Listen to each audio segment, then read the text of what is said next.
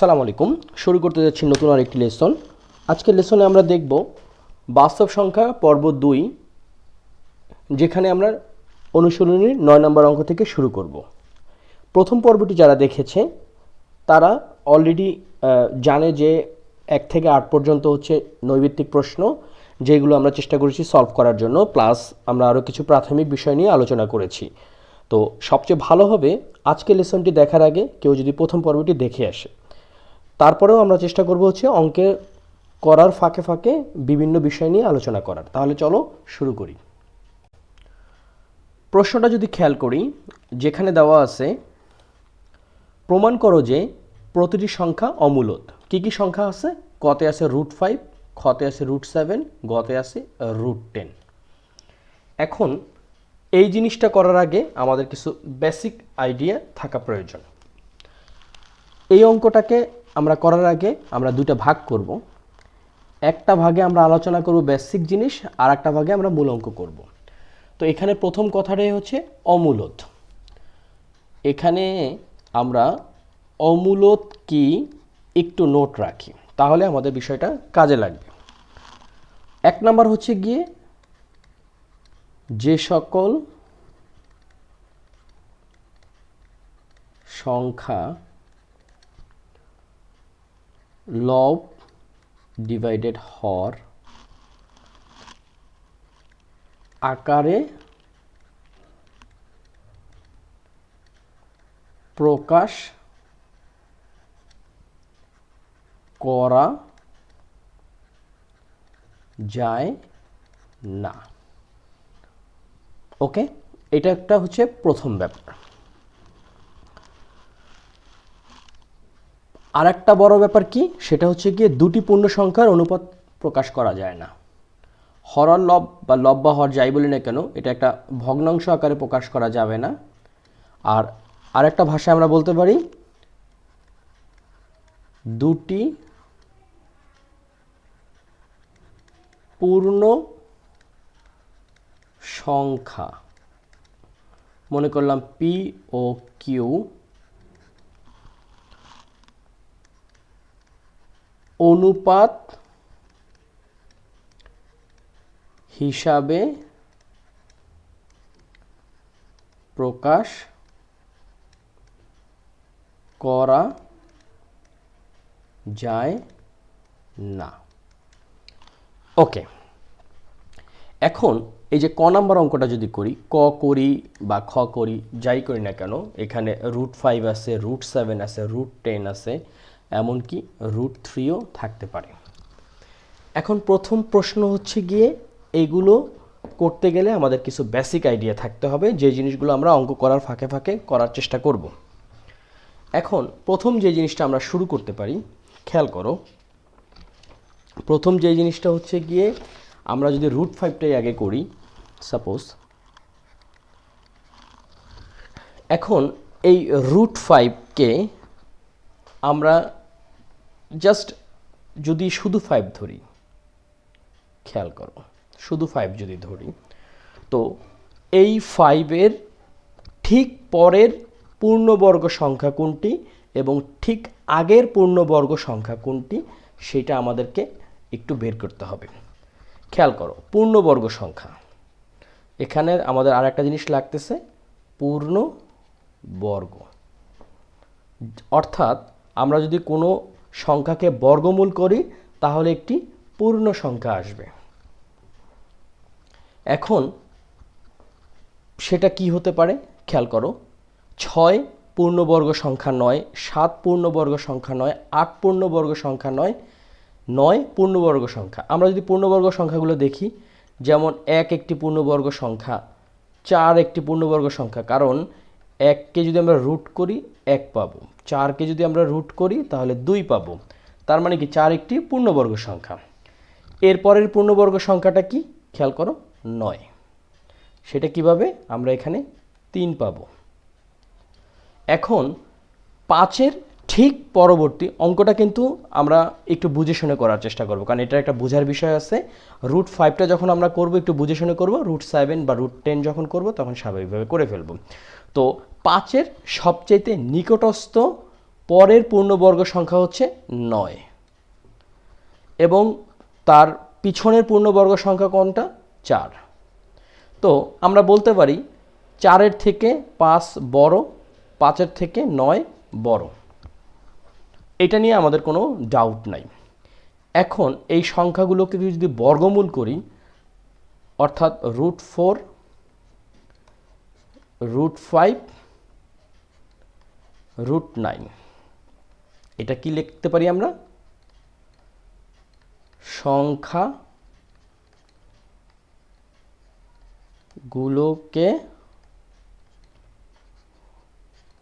বর্গমূল করে। আচ্ছা, এখন খেয়াল করো, এই 4কে যদি আমরা বর্গমূল করি তাহলে কত পাচ্ছি? 2। 5কে আমরা কোনো বর্গমূল করতে পারছি না, আর আমাদের মূল ব্যাপার হচ্ছে কি √5টাই লাগবে।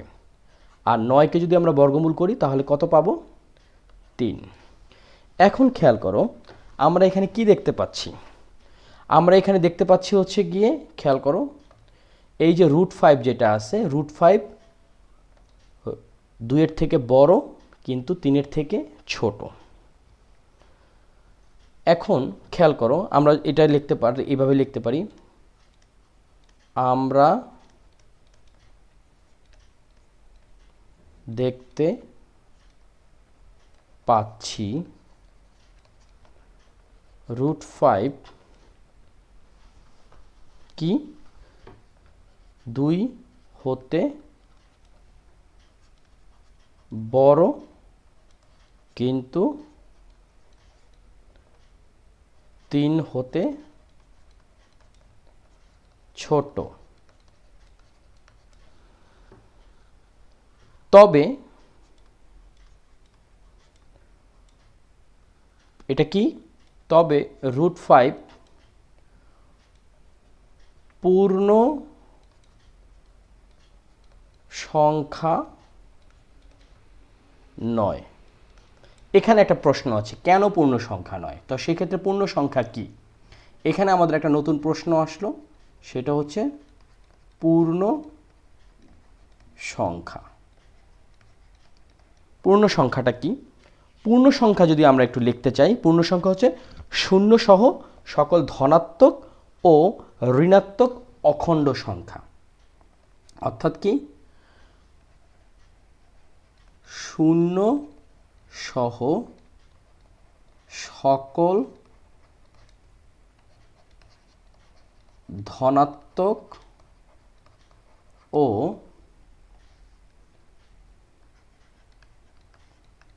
ঋণাত্মক কি? অখণ্ড সংখ্যা। এখন আবার একটা প্রশ্ন হচ্ছে, অখণ্ড সংখ্যা কি? এটা আর লিখলাম না। অখণ্ড সংখ্যা হচ্ছে যেটা ভগ্নাংশ নয়, অর্থাৎ দশমিক নেই। এখন খেয়াল করো, এখানে একটু বর্ণনা করার প্রয়োজন আছে, কারণ একবার যদি তোমরা ঠিক মতন বুঝো, পরবর্তীতে এটার সমস্যা হবে না। আমরা তো জানি সংখ্যা রেখা এখানে মাঝখানে থাকছে 0, এদিকে হচ্ছে -1, -2, -3, আবার এখানে হচ্ছে 1, এখানে হচ্ছে 2, এখানে হচ্ছে 3, তারপরে 4। খেয়াল করো, এইটা যদি খেয়াল করি, এই হচ্ছে 2, এই হচ্ছে 2, আর এই হচ্ছে 3। খেয়াল করো, এই 2 আর 3-এর মাঝখানে কিন্তু কোনো ধরনের কি পূর্ণ সংখ্যা নেই। হ্যাঁ, 2.5, 2.3 অথবা 2.9 হতে পারে, বাট সেগুলো কি? সেগুলো পূর্ণ সংখ্যা নয়, সেগুলো হচ্ছে দশমিক সংখ্যা। তো সেক্ষেত্রে আমরা বলতে পারি, তবে √5 পূর্ণ সংখ্যা নয়। একটা বিষয় কিন্তু আমাদের মানে কি বলো এটাকে, প্রুফ হয়ে গেল যে √5 পূর্ণ সংখ্যা নয়। এখন আর একটা কথা, সেটা হচ্ছে গিয়ে যে পূর্ণ সংখ্যা যদি নাও হয়, তাও কিন্তু মূলদ হতে পারে। তো আমরা ধরে নিলাম, তাহলে লিখতে পারি কি? তাহলে √5 মূলদ বা অমূলদ হতে পারে। এটা একটা কথা। এখানে আবার একটা ব্যাপার আছে, যদি √5 মূলদ হয় তাহলে কি হবে? মূল বিষয় হচ্ছে গিয়ে যদি মূলদ হয় তাহলে আমরা পি এবং কিউ আকারে প্রকাশ করতে পারবো। যদি মূলদ হয় তাহলে কি হবে? হরও থাকবে, লবও থাকবে। এখন এখানে আমাদের একটা সাইড নোটের প্রয়োজন আছে। এই পর্যন্ত আমরা একটু ব্লক করে দিই, কারণ আমাদের অনেক সাইড নোট লিখতে হবে। এখানে আমরা একটা জিনিস একটু বলতে হবে যে পি ও কিউ উভয় সহমৌলিক ও, এখানে খেয়াল করো আর একটা বিষয়, সেটা হচ্ছে স্বাভাবিক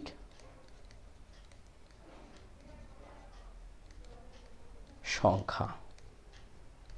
এখন এখানে দুইটা প্রশ্ন কিন্তু দাঁড়াচ্ছে।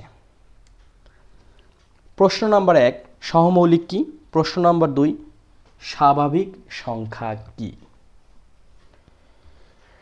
এখন খেয়াল করো, আমরা যদি একটু আবারও সাইড নোটে চলে যাই, প্রথম কথা হচ্ছে এই যে স্বাভাবিক সংখ্যা, স্বাভাবিক সংখ্যা, পূর্ণ সংখ্যার কিন্তু তিনটা পার্ট রয়েছে। একটা হচ্ছে কি ধনাত্মক, একটা হচ্ছে ঋণাত্মক, আর একটা হচ্ছে অঋণাত্মক। এখন অঋণাত্মক হচ্ছে গিয়ে 0 সহ ধনাত্মক, আর ঋণাত্মক তো আমরা জানি যে 0 থেকে বাঁ দিকে যে জিনিসগুলো আছে, এই যে -1, -2, -3। আর ধনাত্মক হচ্ছে কি 0 থেকে বড়, অর্থাৎ 1 হতে সকল ধনাত্মক সংখ্যা। অর্থাৎ স্বাভাবিক সংখ্যার ক্ষেত্রে আমরা লিখতে পারি ধনাত্মক কি ধনাত্মক, ধনাত্মক এবং অখণ্ড সংখ্যা। অর্থাৎ 0 হচ্ছে অঋণাত্মক, 0 থেকে বড়, তো 0 থেকে বড় কিন্তু 0.9ও, তো 0.9 কিন্তু আবার অখণ্ড হলো না। তো স্বাভাবিক সংখ্যা কি? স্বাভাবিক সংখ্যা হচ্ছে 1, 2, 3 ডট ডট ডট ডট। অর্থাৎ আমরা যদি একটু সংখ্যা রেখায় দেখি, এই হচ্ছে 0, 1, 2, 3, 4, এই জিনিসগুলো হচ্ছে কি স্বাভাবিক সংখ্যা। আচ্ছা, এখন আর একটা প্রশ্ন, সেটা হচ্ছে সহমৌলিক। এই বিষয়গুলো আমরা কেন বলছি? কারণ একটা অঙ্ক করতে গেলে অনেক কিছুরই প্রয়োজন আছে। আর একটা জিনিস আমরা এখন কি শিখব, সেটা হচ্ছে সহমৌলিক।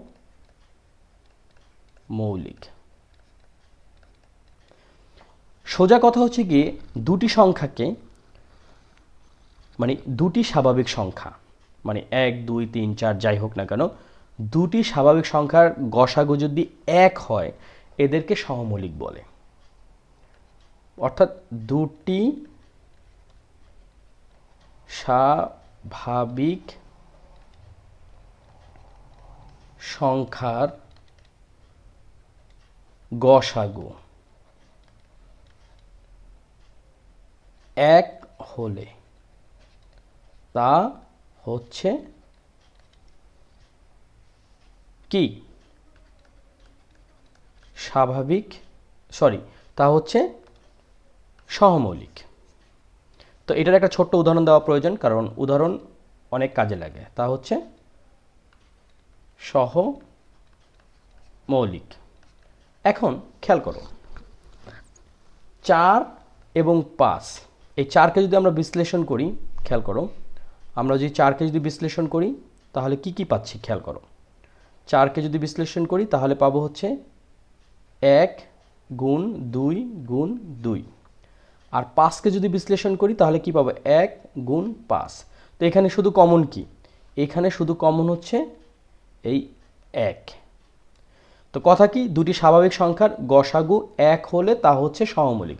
তো 4 আর 5-এর গসাগু কত? 1। কারণ আমরা জানি কি শুধুমাত্র কমন যেগুলো সেইগুলোই হচ্ছে, দুটি সংখ্যার মধ্যে যেগুলো কমন সেগুলোই হচ্ছে কি গসাগু। তো এখানে কমন হচ্ছে 1। তো 4 আর 5 কি একটি সহমৌলিক। আর একটা উদাহরণ যদি দেই, সাপোজ যে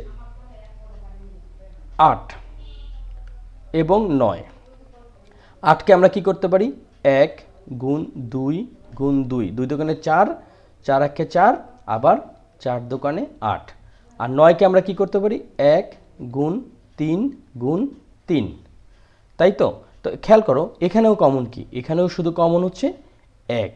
তার মানে কি 8 আর 9 একটি কি সহমৌলিক। তো এইখানে আমাদের মূল বিষয় হচ্ছে কি, মূলদ হতে হলে যে জিনিসটা শর্ত থাকবে পি ডিভাইডেড কিউ আকারে প্রকাশ করতে হবে, এবং এরা দুইজনই কি হবে? সহমৌলিক হবে এবং স্বাভাবিক সংখ্যা হবে। খেয়াল করো যদি পূর্ণ সংখ্যা বলতাম তাহলে কিন্তু কিউ মাইনাস হইতে পারতো, শূন্য হইতে পারতো। শূন্য যদি হইতো, ও এখানে কিন্তু আমাদের আর একটা জিনিস একটু মেনশন করতে হবে, এবং কিউ হচ্ছে 1-এর থেকে বড়, যেহেতু এটা স্বাভাবিক সংখ্যা। 1 আবার কেন দিলাম না? খেয়াল করো এখানে আবার ইন্টারেস্টিং বিষয়, কেন আমরা কিউ, যেহেতু স্বাভাবিক সংখ্যা, তো স্বাভাবিক সংখ্যা তো 1ও তো একটা স্বাভাবিক সংখ্যা, কিন্তু কেন আমরা কিউ ইকুয়ালস টু 1 ধরলাম না? কিউ ইকুয়ালস টু যদি 1 ধরি তাহলে পি কিন্তু একটি কি হয়ে গেল? পূর্ণ সংখ্যা হয়ে গেল। তাহলে কি, তাহলে তার কোনো ফ্র্যাকশনই থাকলো না। তো এখন আমরা যে কাজটা করতে পারি, এটা যেহেতু আমরা এখন ধরে নিয়েছি √5 একটি মূলদ সংখ্যা, তাহলে √5 ডিভাইডেড পি ডিভাইডেড কি, √5 equals to P divided Q. Okay, এখন আমরা যে কাজটা করতে পারি সেটা হচ্ছে গিয়ে উভয় পক্ষকে যদি আমরা বর্গ করি, বা √5 square equals to P divided Q square, তাহলে আমরা কি লিখতে পারি? 5 equals to P square divided Q square. এখন এখানে আমরা একটা নোট লিখতে পারি, বর্গ করে। একটা জিনিস বলে রাখি, এই যে আমি এখন √5 দিয়ে করতেছি, আমরা যখন √7 করব তখন এই 5-এর জায়গায় শুধু 7 দিলেই হবে, আর প্রথম অংশ থেকে একটু পরিবর্তন করতে হবে, সেটা আমি তোমাদেরকে দেখিয়ে দিব। এখন খেয়াল করো উভয় পক্ষ থেকে যদি আমরা কিউ দ্বারা গুণ করি তাহলে এখানে কত আসতেছে? 5q P square divided Q. তাহলে লিখতে পারি উভয় পক্ষ কিউ দ্বারা গুণ করে। ওকে, এইটুক নিয়ে আমাদের কোনো এখন পর্যন্ত ডাউট নেই। এখন খেয়াল করো পি একটি স্বাভাবিক সংখ্যা, কিউ একটি স্বাভাবিক সংখ্যা। দুটি স্বাভাবিক সংখ্যার যখন গুণ হয় তাহলে কি সেটাও একটা স্বাভাবিক সংখ্যা হয়। ওকে, এখন আমরা তাহলে লিখতে পারি কি? আমরা লিখতে পারি কি যে এটা একটা সমীকরণ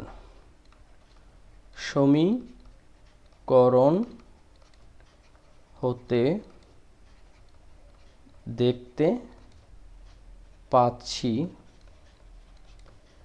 পি কিউ একটি কি, পি কিউ একটি, যেহেতু পি কিউ একটি, এটা দুটি যখন স্বাভাবিক সংখ্যা হয় তার মানে কি এটা একটা পূর্ণ সংখ্যা।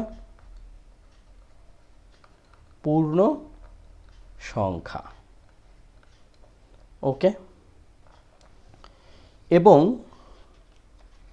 আর একটা জিনিস আমি একটু বলি, সেটা কি, সেটা হচ্ছে যে এই যে পি স্কোয়ার বাই কিউ, কিন্তু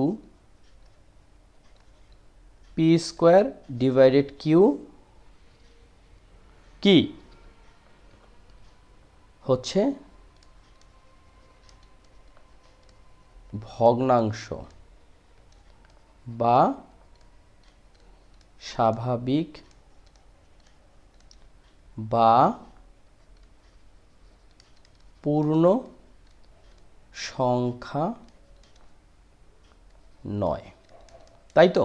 খেয়াল করো, সাপোজ আমরা যদি এভাবে চিন্তা করি, কিউ যেহেতু একের থেকে বড়, আমরা প্রথমে কি দেখছি, পি কিউ উভয়ই সহমৌলিক ও স্বাভাবিক সংখ্যা এবং কিউ কি 1 থেকে বড়। তো আমরা যদি এইভাবে একটু চিন্তা করি, দেখো যে পি ধরলাম, একটু অন্য কালারে করি, সবুজে করি, লাল সবুজে বাংলাদেশ, সবুজে করি। পি ধরলাম হচ্ছে গিয়ে 4 আর কিউ হচ্ছে 5, যেহেতু দুটি হচ্ছে সহমৌলিক। ইচ্ছা মতন ধরলে কিন্তু হবে না। এখন খেয়াল করো, এই 5Q মানে কি? 5Q মানে হচ্ছে গিয়ে 5 গুণ 5 অর্থাৎ হচ্ছে 40 সমান, এখন এই যে পি স্কোয়ার মানে কি 16 আর নিচে হচ্ছে 25। এখন খেয়াল কর, এটা একটা ভগ্নাংশ, এটা একটা পূর্ণ সংখ্যা, এটা কি কখনো এক হওয়া সম্ভব? কখনোই সম্ভব না। তো ভগ্নাংশ বা স্বাভাবিক বা পূর্ণ সংখ্যা নয়, পি স্কোয়ার বাই কিউ কি ভগ্নাংশ বা স্বাভাবিক হচ্ছে ভগ্নাংশ। এটা এইটুক লেখার পরে হচ্ছে ভগ্নাংশ, এইটুক দিতে পারো, অথবা স্বাভাবিক বা পূর্ণ সংখ্যা নয়, স্বাভাবিক বা পূর্ণ সংখ্যা নয়, যেহেতু এটা একটা ভগ্নাংশ। আমরা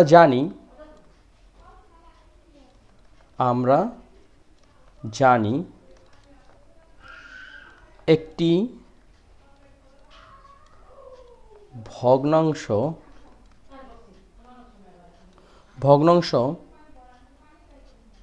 কখনো একটি পূর্ণ সংখ্যার সমান হতে পারে না। একটি ভগ্নাংশ কখনো একটি পূর্ণ সংখ্যার সমান হতে পারে না। তার মানে কি? তার মানে হচ্ছে 5Q not equal P square by Q. সুতরাং √5কে পি বাই কিউ আকারে প্রকাশ করা সম্ভব নয়। তাহলে আমরা বলতে পারি √5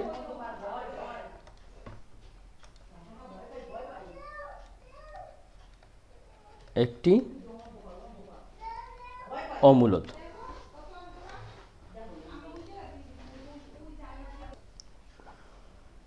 আশা করি √5 যে একটি অমূলদ সংখ্যা, ব্যাপারটা তোমরা বুঝতে পারছো। তো একটা জিনিস বলে রাখি, প্রত্যেকটা জিনিসেরই যখন কোনো সমাধান করতে হয় তখন কিছু বেসিক আইডিয়া থাকা প্রয়োজন। এই অঙ্কটা করতে গিয়ে আমাদের নতুন কিছু জিনিস ফেস করতে হয়েছে। তোমরা অনেকেই হয়তো বা জানো বা অনেকেই জানো না। যেমন আমাদেরকে অমূলদ সংখ্যা কি এটা জানতে হবে, পূর্ণবর্গ সংখ্যা কি সেটা জানতে হবে, পূর্ণ সংখ্যা কি সেটা বুঝতে হবে, তারপরে স্বাভাবিক সংখ্যা কি সেটা বুঝতে হবে, এবং সহমৌলিক কি সেটা বুঝতে হবে। এই জিনিসগুলো যদি আমরা বুঝি তাহলে এই অঙ্কটা খুবই সহজ। আমরা √5টা করে ফেলেছি, √7টা যদি করতে যাই, খেয়াল করো জাস্ট একই জিনিস, √7 equals to P by Q, তারপর বর্গ করতে হবে, তারপরে আমাদেরকে স্বাভাবিকভাবে আগাতে হবে। তো এখানে একটা বিষয় আছে, আমরা একটু যদি এইভাবে আলোচনা করি, এখানে আমরা কি করছি যে √5-এর সবচেয়ে নিয়ারেস্ট পূর্ণবর্গ সংখ্যা এবং সবচেয়ে ক্লোজেস্ট পূর্ণবর্গ সংখ্যা, অর্থাৎ সামনেরটা এবং পিছনেরটা বের করতে হয়েছে। তো √7 ক্ষেত্রে যদি আমরা চিন্তা করি, আমরা যদি ঠিক পরের অঙ্কটা দেখি, যেখানে দেওয়া আছে কি √7। তো এই যে √7 সবচেয়ে কাছের পূর্ণ বর্গ সংখ্যা কত, খেয়াল করো। তার আগে আমরা যদি এইভাবে চিন্তা করি যে √7 যদি আমরা যদি শুধু 7 চিন্তা করি, আমরা যে জিনিসটা করতে পারি যে শুধু যদি 7 চিন্তা করি, 7 সবচেয়ে কাছের পরের পূর্ণবর্গ সংখ্যা কোনটি? তো পরের পূর্ণ সংখ্যা হচ্ছে 9 এবং তার ঠিক আগের পূর্ণবর্গ সংখ্যা হচ্ছে 4। তো এটাকে যদি আমরা বর্গ করি তাহলে কত আসতেছে, খেয়াল করো। √4 বর্গ মানে বর্গমূল যদি করি, √7 √9, তাহলে কত আসতেছে 2, এখানে আসতেছে √7 এবং তারপরে আসতেছে 3। তো বুঝাই যাচ্ছে 2 থেকে √7 বড় কিন্তু 3 থেকে ছোট। তো এর আগের অঙ্কটা যদি আমরা খেয়াল করো, যেখানে কি দেখছি, √5 হচ্ছে গিয়ে 2 থেকে বড় কিন্তু 3 থেকে ছোট, বাকি সব জিনিসগুলো একই রকম। খেয়াল করো, √5 জায়গায় তোমরা জাস্ট √7 লিখবা, বাকি সবগুলো একই রকম। তো ঠিক তদ্রূপভাবে আমরা যদি পরের অঙ্কটা দেখি, এই জিনিসটা হচ্ছে এই যে √10 কথা যদি চিন্তা করি, তো প্রথমে আমরা 10 নিলাম। 10 সবচেয়ে পরের এবং কাছের পূর্ণবর্গ সংখ্যা কোনটি? 11 পূর্ণবর্গ সংখ্যা নয়, 12 নয়, 13 নয়, 14 নয়, 15 নয়, সবচেয়ে কাছের হচ্ছে 16। এবং 10 সবচেয়ে পিছনের দিকে পূর্ণবর্গ সংখ্যা কোনটি? সেটা হচ্ছে 9। তো এটাকে যদি আমরা রুট করি তাহলে √9, তারপর হচ্ছে √10 এবং √16, তাহলে কি দাঁড়াচ্ছে 3, √10 এবং 4। তো এখান থেকে আমরা যদি সংখ্যা রেখাটা চিন্তা করি, খেয়াল করো, 0, 1, 2, 3, 4, আর এদিকে হচ্ছে -1, -2, -3। তো খেয়াল করো, এই √10 মাঝামাঝি এই যে 3, এখানে 3 এবং 4, মাঝখানে কিন্তু কোনো সংখ্যা নাই। তার মানে বোঝাই যাচ্ছে √10 কি পূর্ণ সংখ্যা নয়। এরপরে আমরা কি করব, √5 যেভাবে করেছি সেভাবেই সলভ করার চেষ্টা করব।